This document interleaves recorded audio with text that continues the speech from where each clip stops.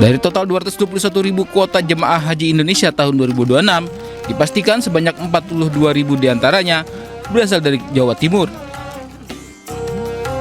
Dalam pertemuan dengan Gubernur Jawa Timur Khofifah Indar Parawansa, Menteri Haji dan Umroh Muhammad Irfan Yusuf Hashim sampaikan bahwa Jatim mendapat tambahan kuota sebesar 7.000 jemaah. Penambahan kira-kira sekitar 7.000-an. Itu sesuai dengan undang-undang yang secara nasional tidak ada penambahan.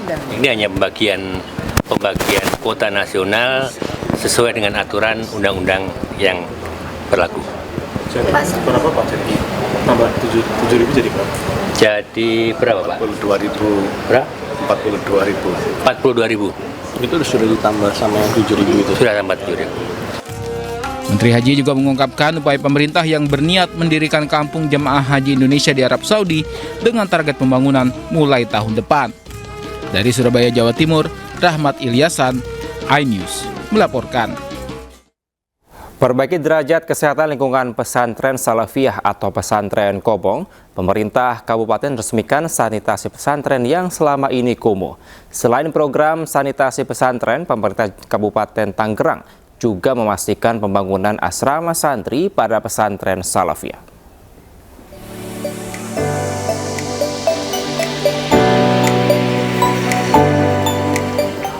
Bupati Tangerang Moh Maisyal Rashid mengunjungi pesantren Salafiyah Darussalam, Desa Jinjing, Kecamatan Cisokak, Kabupaten Tangerang untuk memantau langsung pemanfaatan sanitasi pesantren di area pesantren Salafiyah atau pesantren Kobong. Dalam kunjungannya, Bupati Tangerang menyampaikan pembangunan sanitasi di Ponpes merupakan program berkelanjutan pemerintah Kabupaten Tangerang yang bertujuan untuk meningkatkan kenyamanan serta kualitas lingkungan belajar para santri. Sanitasi pesantren berisi toilet dan sarana wudhu.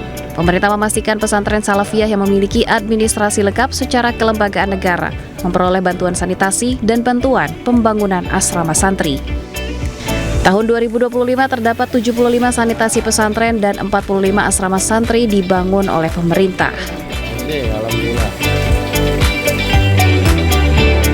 Jadi tahun 2025 dibangun sanitasi pondok pesantren, tahun 2026 insya Allah doakan Pak Kiainya keuangan daerahnya memadai, mencukupi, akan dibangunkan, kita bantu asrama pondok pesantren. Pengelola pesantren Darussalam mengatakan bantuan pembangunan sanitasi pesantren adalah salah satu kebutuhan di mana sanitasi menjadi kebutuhan yang vital bagi santri. Pesantren Darussalam mengucapkan banyak-banyak terima kasih kepada Bapak Bupati kita yang telah membantu program sanitasi pesantren. Alhamdulillah, semoga apa yang diberikan oleh Bapak Bupati bermanfaat bagi kami khususnya para santri.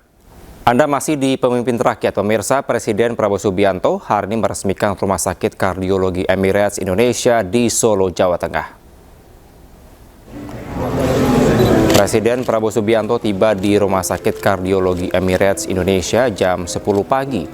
Kedatangan Presiden disambut langsung Wakil Ketua Kantor Kepresidenan Persatuan Emirat Arab Bidang Pembangunan dan Syuhada, Sheikh Tayyab bin Muhammad bin Zayed Al Nahyan.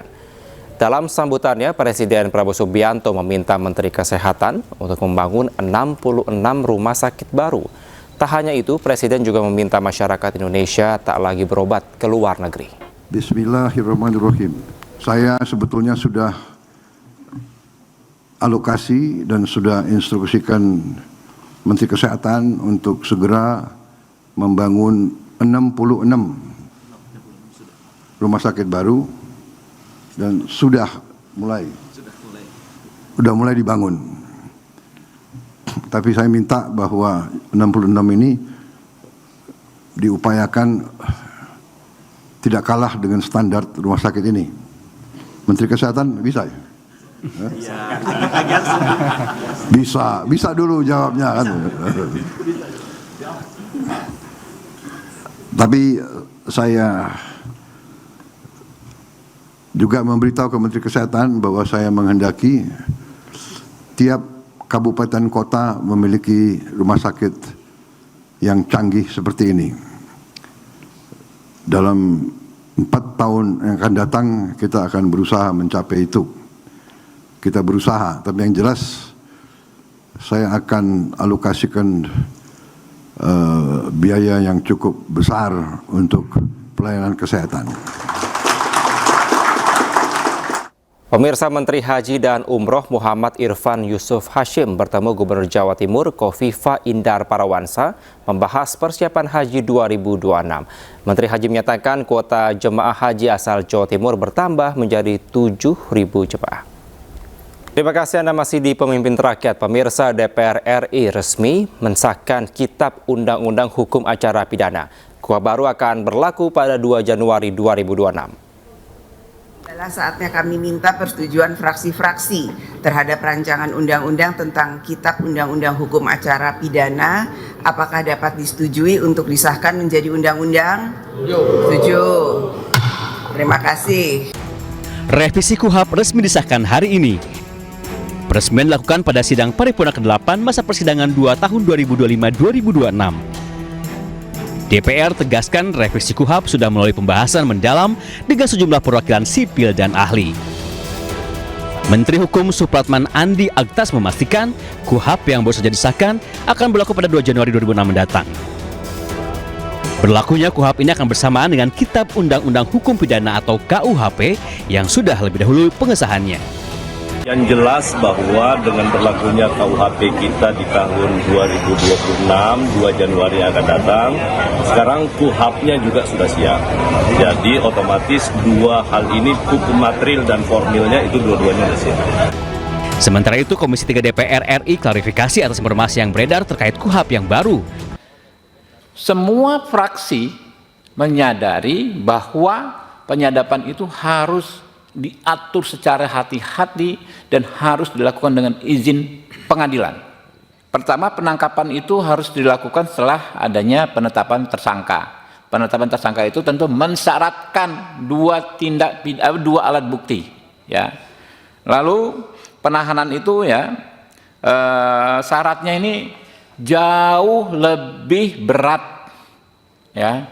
Jauh lebih objektif dibandingkan dengan apa yang diatur di KUHP Orde Baru. Sekarang ini banyak sekali orang menjadi korban KUHP Orde Baru. Lihat misalnya rombongannya kelompoknya Roy Suryo dan segala macam. Itu kan korban KUHP Orde Baru. Kenapa? Ya. Kalau menurut standar KUHP baru, Roy Suryo CS ini penanganan kasusnya bisa dengan restoratif justice. DPR menyebut Kitab Undang-Undang Hukum Acara Pidana yang baru ini lebih berpihak kepada rakyat dan menghadirkan keadilan yang lebih manusiawi. Dari Jakarta, tim liputan iNews melaporkan.